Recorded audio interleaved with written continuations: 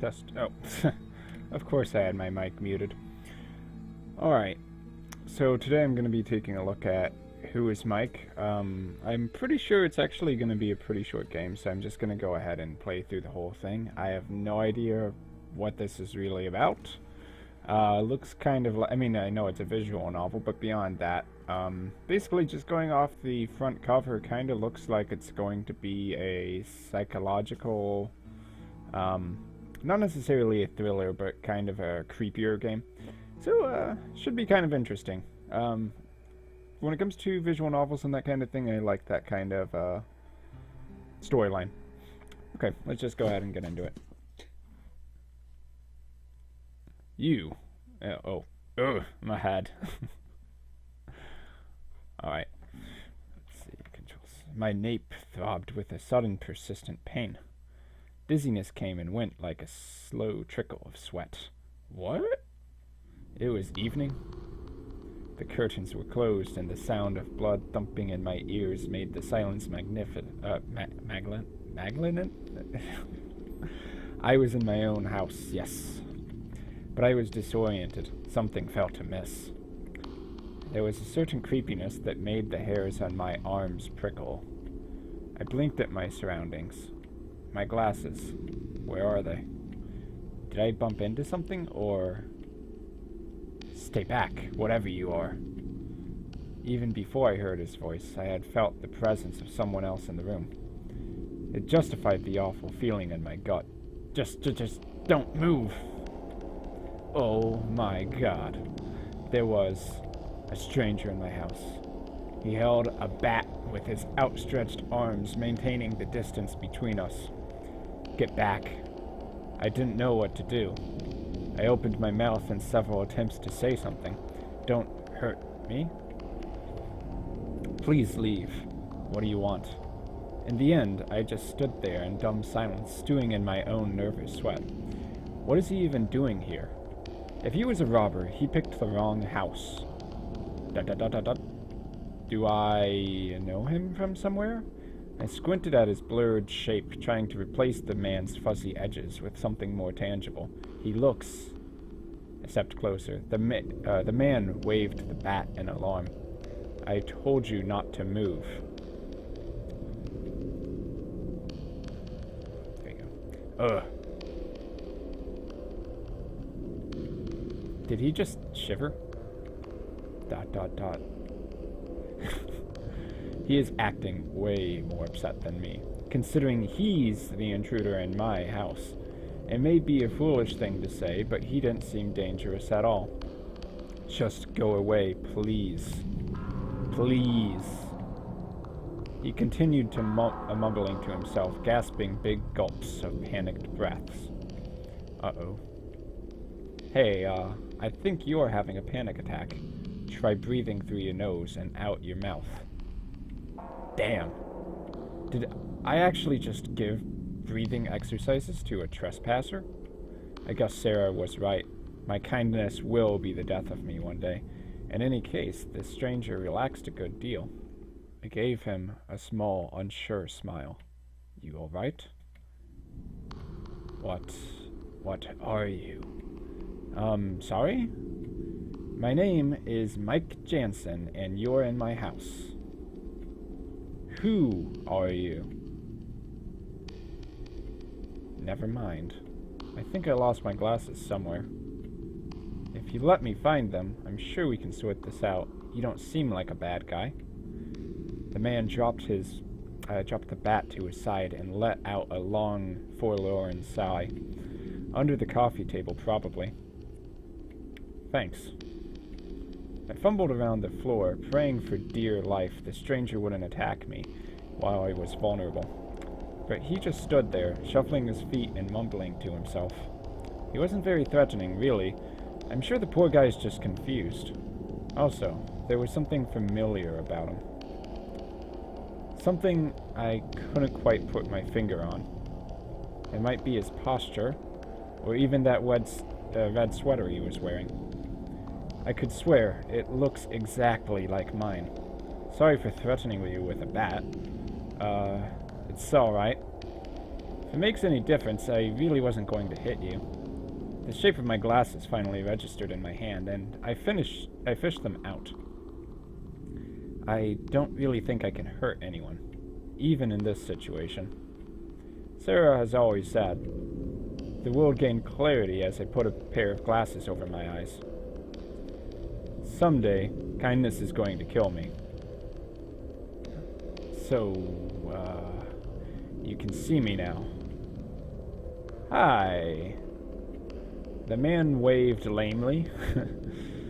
I stood there with my jaw agape, staring at him. He was me. Existing as a separate being. He had my face, hair, my posture, my sweater. No wonder that sweater looked like mine. It was mine. This is just a dream. It's just a dream. That's it. Calm down. Don't lose your head. Relax. No matter how many times I said it, though, the gravity of the situation refused to stick. The room felt simultaneously constricting and vast, like being squeezed and let go again and again. I felt like I was a child again, lost in a crowd, blindly reaching for my mother's hand, only to realize the horror that the hand belonged to a stranger.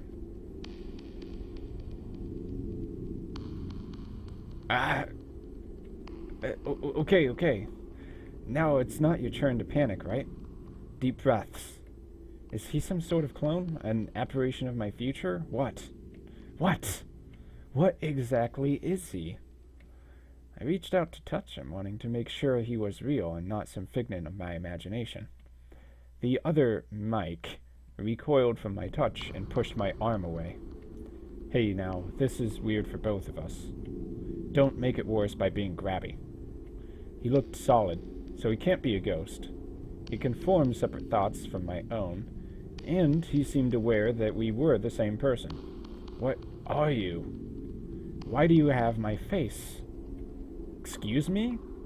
Your face? For your information, I was having a normal night in my house when you came barging in here. So why don't you tell me what you're doing in my living room? I opened my mouth to argue, but once I did, I realized I couldn't remember anything. My last bits of memory consisted of a bowl of chips and late-night TV shows. And also, a pain at the back of my head. I can't remember. Aha! See, that's what all fakes say. Case closed. Fake? Excuse me? You're some sort of anomaly. It's the only explanation. I don't remember doing anything special recently.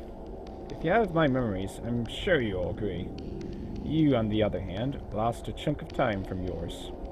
So you are either the cause of everything, or simply an effect. Ergo, an anomaly. Right. And then, if we're going there, I might as well say you are lying about the state of your memories. Normality was disrupted with your presence. Hence, I lost track of time. The probability that you are the cause and effect of my sudden amnesia is very high. Therefore, you're the fake. You can't prove that. Neither can you disprove it, since we both have the same arguments. And go round in circles. I see what you're getting at. ... It is quite interesting, though, isn't it? Well, I guess. Well, sorta.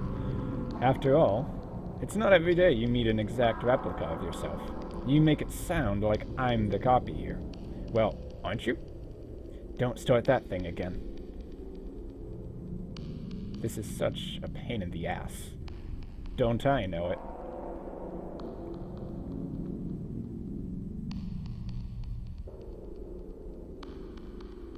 What could have caused this? What kind of freak of nature would have sprouted another me? I'm sure I should be flattered or something, but I'm hardly clonable specimen material. At the very least, he doesn't seem dangerous. There was no animosity or aggression coming from him. I didn't feel any ill will towards him either. But it's strange how we both have the same scar on the chin, and even the same pockmarks from teenage acne. I touched my own face on a sudden impulse. I'm still me, right? Just then, we heard a door softly opening from upstairs. Oh no! Sarah! Sarah! I knew Sarah heard that noise a while ago. Quick, find somewhere to hide. While you crawl out the front door. What? Wait a minute. You're getting rid of me. No, I'm not, okay? We just can't risk having two Mikes in the same house. You know that. Then why don't you leave? Are you kidding? You look like a train wreck. He was right. I was filthy. How did that happen? Look, we'll get it all sorted out tomorrow. Who knows? Maybe your missing memories might even come back. But you're throwing me out of the house. I'm not throwing you out. This is just a temporary arrangement. Let me deal with Sarah tonight, and tomorrow, we'll sort out this mess. Just leave for now, okay? Fine. Let's deal with it tomorrow. Alright, I'll stay out of this tonight. It was difficult, but I managed to quell my emotions and get it under control. I knew I wouldn't be able to accomplish anything without a clear head. I'll deal with Sarah for tonight, okay? Maybe I can ease her into the situation.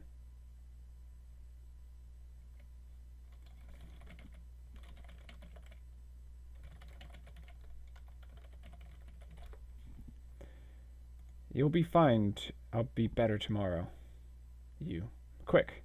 She's coming downstairs. Before I knew it, my other self ushered me out the door and slammed it behind me.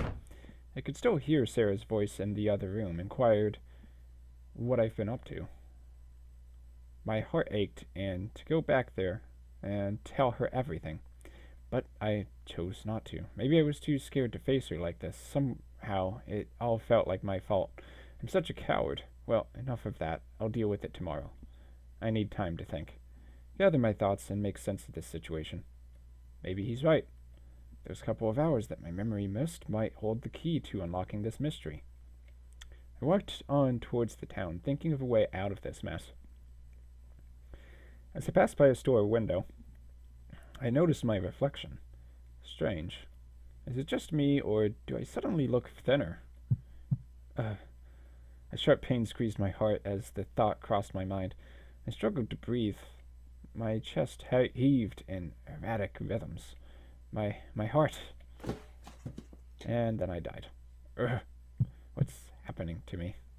Blood dripped from my nose. It was then realized I didn't have a lot of time left. I'm dying, and I didn't know why. Sarah. The corners of my vision started to darken like a curtain falling on a play. End 9, The Fool.